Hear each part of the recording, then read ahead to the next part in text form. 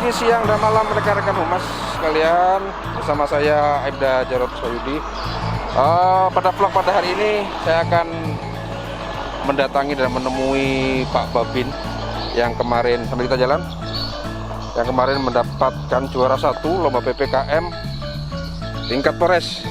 Nah, kita datangi beliau di pos PPKM.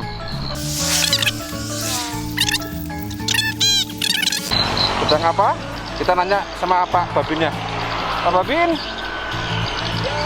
Nah, kita kenalkan beliau. Nah, Selamat sore. selamat sore. Ini dengan siapa Pak? Namanya Pak? Kenalkan Dengan dulu. Brigadir Turedo. Ya, sampai Babin di mana? Babin Desa Simpang Naneng, Bang. Yang Simpanane. Siap. Lah ini yang dikerjakan apa nih pada hari ini? Kok ada bangun-bangun ini saya lihat tuh. Ya. Gimana? Jadi gini, Bang. Ya. Jadi Nah, kita Desa lihat. Simpang Naneng sedang aktif-aktifnya melaksanakan kegiatan PPKM. Nah, ya. Karena PPKM kita sudah cukup baik, maka untuk lebih baik lagi kita bangunkan posko yang permanen. Karena kemarin posko kita Ya, cukup kita darurat, lihat. Bang. Nah, kita lihat posko anunya.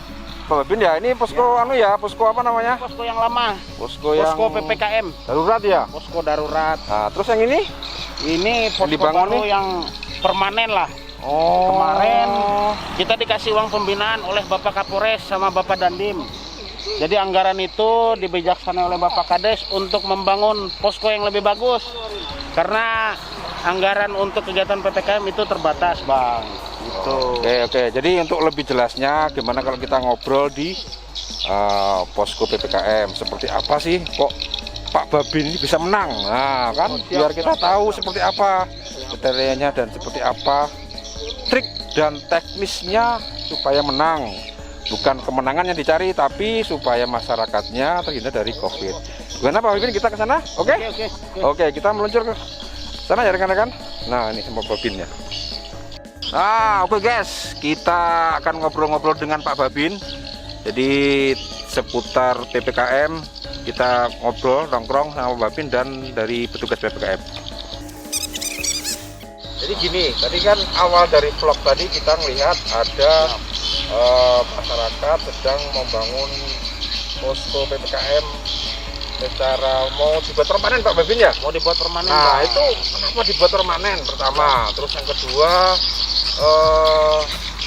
kan ini poskonya masih dalam bentuk tenda ya, darurat katanya. darurat. Terus maksud dan tujuannya dibikin permanen itu seperti apa Pak? Siap. Nah, Jadi karena kita benar-benar melaksanakan instruksi pemerintah ini, Bang, ya, aktivitas di posko ini cukup padat. Sedangkan tempat yang ada sekarang ini kurang memungkinkan. ya. Kebetulan kita kemarin pada saat juara lomba PPKM kita mendapat uang pembinaan dari Bapak Kapolres dan Pak Dandim.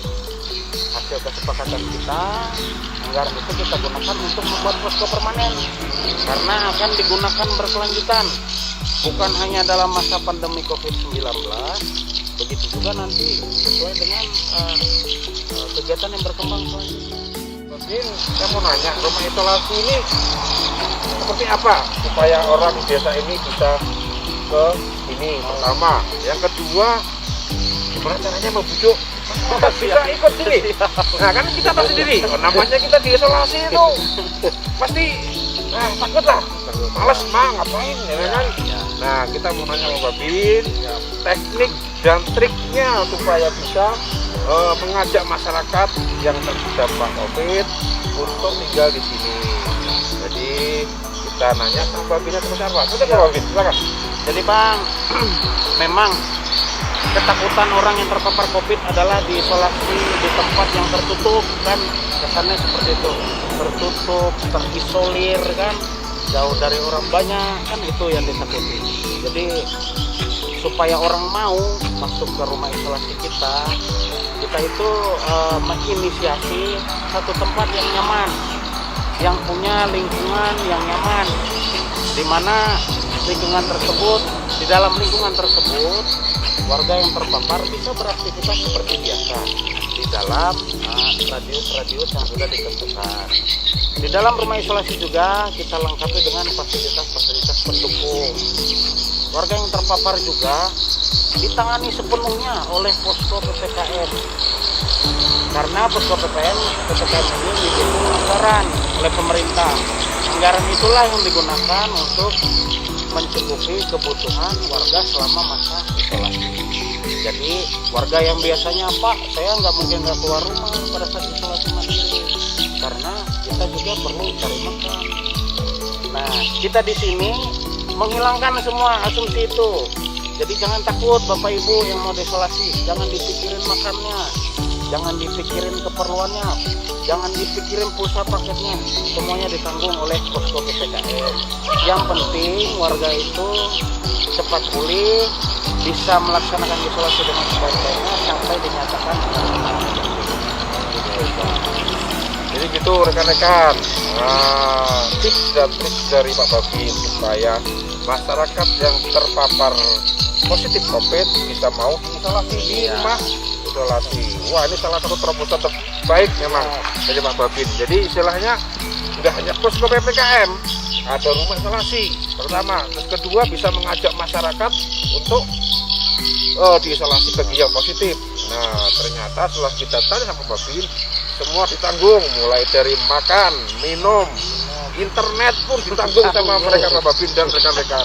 Nah, kurang gimana lagi Pak Babin ini. Jadi terima kasih Pak Babin dan rekan-rekan petugas PPKM. Kita mau lihat dulu dari luar, kita nggak bisa karena di dalam ada yang positif. Kita mau melihat rumah isolasi dengan Pak Babin. Nah, ini rekan-rekan. Oke, kita ngelihat rumah isolasinya. Iya Pak Babin?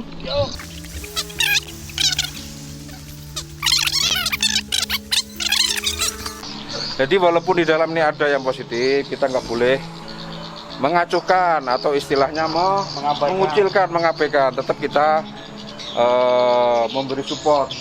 Nah, kan tidak ada. Selain rumah isolasi ada ini ada hidroponik, Bang. Hidroponik, kita lihat dulu ya Pak Babin ya. Oke. Nah, ini hidroponik ini termasuk kegiatan desa. Jadi ini dikerjakan oleh ini lihat ibu-ibu PKK. Nah, ini oh. Ini sudah panen, Bang. Oh. Nanti Abang kita kasih oleh-oleh, Bang, untuk pulang. terima kasih. Jadi ini apa namanya? Sapi apa? Pokcoy ya. Jadi ini salah satu terobosan. Jadi selain rumah isolasi, jadi teman-teman yang ini dirawat di sini bisa refreshing. Salah satunya melihat ini dan merawat ini. Nah, gitu aja.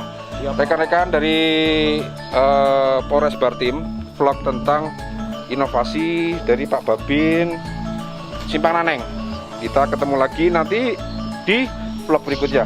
Terima kasih Pak Babin ya. Siap. Nah, tetap sehat, tetap semangat, tetap jaga prokes. Salam presisi dari Polres Bartim. Terima kasih.